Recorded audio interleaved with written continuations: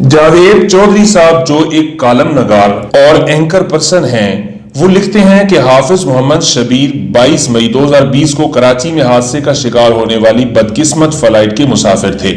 موت کتنی ظالم اور چالاک ہوتی ہے۔ حافظ صاحب اس سے بچنے کی کوشش کرتے رہے، لیکن موت نے انہیں کیسے دبوچ لیا، آپ ان کی داستان ملاحظہ کیجئے۔ ریئل ڈائری پی کے چینل کو سننے والے معزز دوستو، جاوید چودھری صاحب اپنے ایک کالم میں لکھتے ہیں، حافظ محمد شبیر اپنے خاندان کے پہلے حافظ قرآن تھے۔ والد کا انتقال 1994 میں ہو گیا۔ خاندان میں بڑے تھے، لہٰذا بہن بھائیوں کی ذمہ داری ان کے کندھوں پر آ گئی تو یہ خاندان سمیت امریکہ شفٹ ہونے کی کوشش کرنے لگے۔ تاہم فروری میں انہیں امریکہ کا ویزا مل گیا۔ حجاب ویزا تھا، یہ اس پر اپنی فیملی کو بھی امریکہ لے جا سکتے تھے۔ خاندان نے تجاری شروع کر دی، لیکن اس دوران کرونا آ گیا۔ یوں حافظ محمد شبیر صاحب کراچی میں پھنس گئے۔ مئی کے شروع میں اطلاع ملی صدر ٹرمپ 22 مئی سے جاب ویزوں پر پابندی لگا رہے ہیں، جس کے بعد یہ لوگ شاید کبھی امریکہ نہ جا سکیں۔ خاندان نے فیصلہ کیا یہ 22 مئی سے پہلے امریکہ پہنچ جائیں۔ 19 مئی کو بھی انہوں نے تراویح پڑھائیں، روزہ رکھا اور یہ قطر ایئر ویز کی فلائٹ سے دوحہ روانہ ہو گئے۔ یہ اور ان کا ویزا کراچی ایئرپورٹ پر کلیئر ہو گیا، لیکن یہ جب دوحہ پہنچے تو انہیں ایئرپورٹ پر روک لیا گیا۔ امریکہ کورونا کی وجہ سے صرف اپنے شہریوں کو داخلے کی اجازت دے رہا تھا۔ امریکی پاسپورٹ ہولڈرز کے علاوہ کوئی شخص امریکہ داخل نہیں ہو سکتا تھا، چنانچہ قطر ایئر ویز نے انہیں آف لوڈ کر دیا۔ یہ 10 گھنٹے دوحہ ایئرپورٹ پر بیٹھے رہے۔ واپسی کی فلائٹ کا معلوم کیا تو پتا چلا 1 جون تک کراچی کی کسی فلائٹ میں کوئی گنجائش موجود نہیں ہے۔ قطر کا ویزا نہ ہونے کی وجہ سے ایئرپورٹ سے باہر بھی نہیں جا سکتے تھے۔ یہ کاؤنٹر پر پریشان کھڑے تھے۔ اچانک کاؤنٹر بوائے نے بتایا آج ایک کارگو فلائٹ لاہور جا رہی ہے۔ کارگو فلائٹس مسافروں کو نہیں لے جاتی، لیکن میں آپ کے لیے کوشش کر سکتا ہوں۔ حافظ محمد بشیر نے ہاں کر دی۔ کاؤنٹر بوائے نے کوشش کی اور آپ قسمت دیکھیے کارگو فلائٹ انہیں لے جانے پر رضامند ہو گئی۔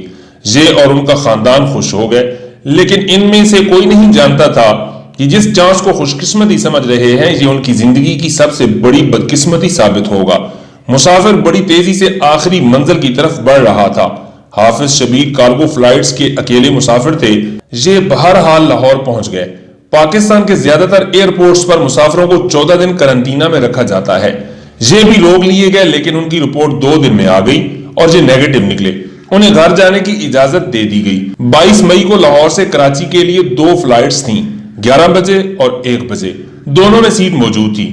یہ 11 بجے کی فلائٹ لینا چاہتے تھے، لیکن انجانے میں ان کے منہ سے 1 بجے نکل گیا۔ یوں یہ 1 بجے کی فلائٹ میں سوار ہوئے اور یہ فلائٹ 2:37 پر ایئرپورٹ سے آدھا کلومیٹر دور گر کر تباہ ہو گئی۔ حافظ محمد شبیر نیک، پابند سومو سلاد اور عاجزی سے لبریز انسان تھے، لیکن موت انہیں کھینچ کھانچ کر فلائٹ پی کے 8303 تک لے آئی۔